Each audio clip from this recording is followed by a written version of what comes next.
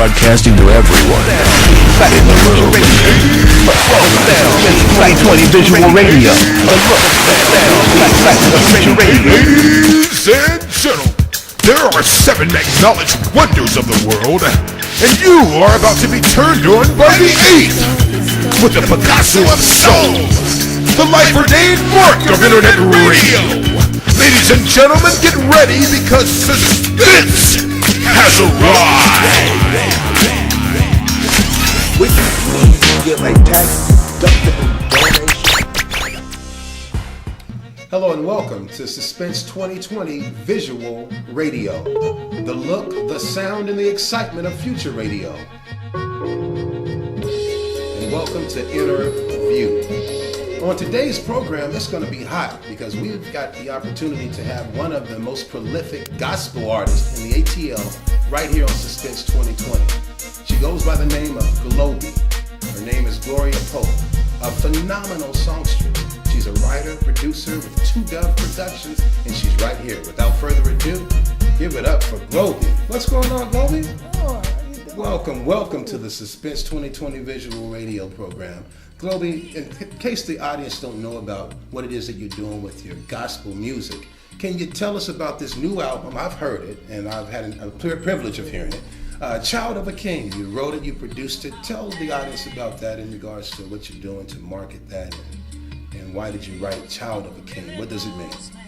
Well, Child of a King is this expression that I would like to let the world know that I am royalty, heirs to the throne of grace.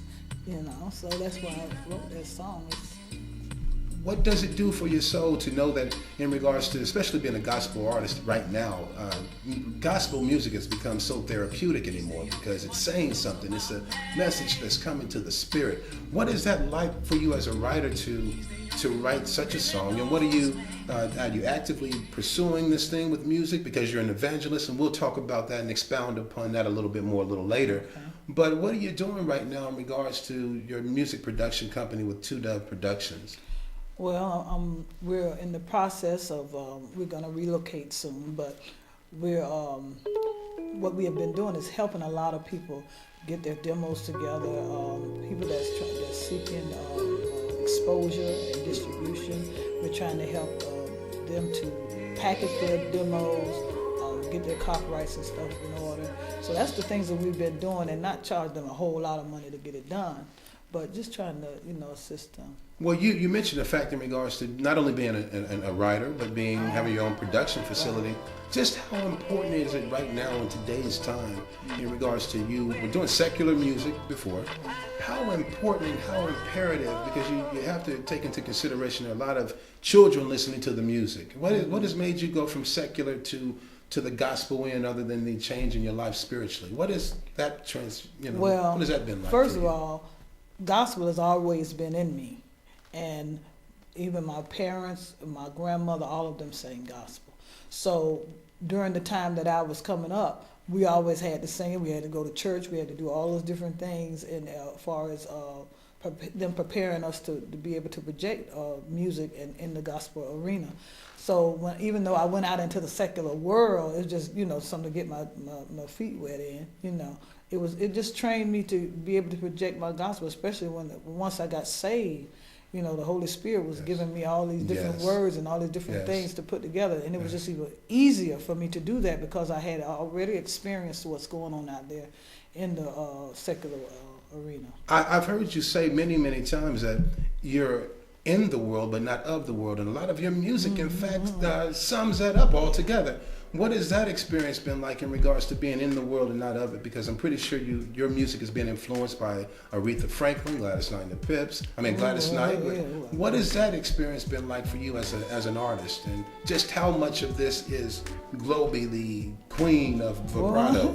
Well, most of it was, as far as me projecting like Aretha and all of those, it's mainly kind of mimicking their style. I love their style. You have your own cutting edge. But then when I tried to demonstrate their style, it just wasn't coming out right. So I had to kind of use a little bit of them and most of me because it's just something that most people say, wow, I haven't heard that style. Yes. So you need to come up with your own genre, You've done that so well. You've done it in a brilliant fashion because I had an opportunity to listen to Child of the King. I've had an opportunity to listen to more.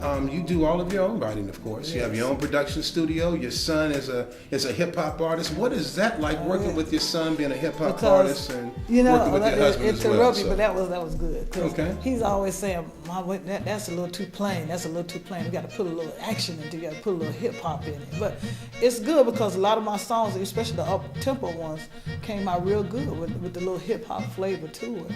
There's a unique story. I'm going to shift gears here a little bit because it just hit me in an extemporaneous fashion. Your son and you there's a story behind your son being a producer. Do you mind sharing that experience with the audience? Well, I got a book that's going to be coming out. It's called Covenant of the Heart. Covenant of the Heart. Yes, I do my research very In well. a part Covenant of of me, the Heart. right?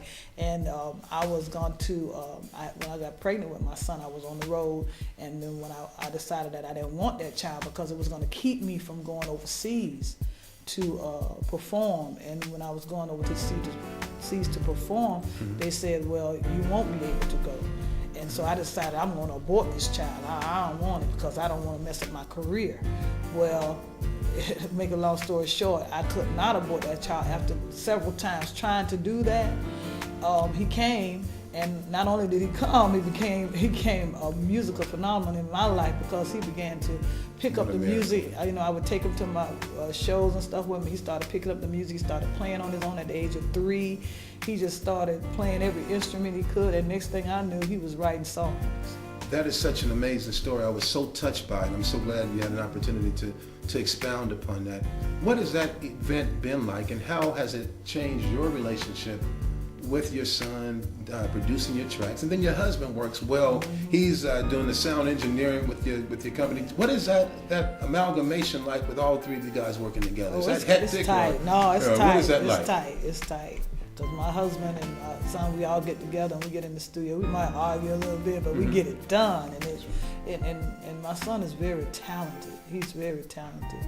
And he not only writes for me, he writes for different artists, hip hop. He does mostly every genre. Well, you know what? I would love to go into a great detail in regards to 2 Dove Productions because you guys are doing some phenomenal things with your production company. But more importantly, the reason for you being on the program today is because of so many things that you're doing, Globee. You're doing some phenomenal things, not only as an evangelist, but also as a writer and as a producer. We've talked about that. But you've been doing film. So what has that been like? Stump the Yard. Oh, wow. Don't get your hair cut at the last barbershop Dragon this Friday. Talk about that experience and what is that like with you taking on those different hats? Right. I was really I was more curious about how would it be if I got into a film to see just how it would feel. I found out that it was very, very strenuous and tiring. I was like, I don't know if this is going to be for me. But I enjoyed what I did do. Was an extra in the gospel, and then I went extra in Stomp the Yard, and then I did another independent film, which hasn't been released yet. So I think I want to tell her thank you so much, Globee, for coming out. Suspense. Suspense.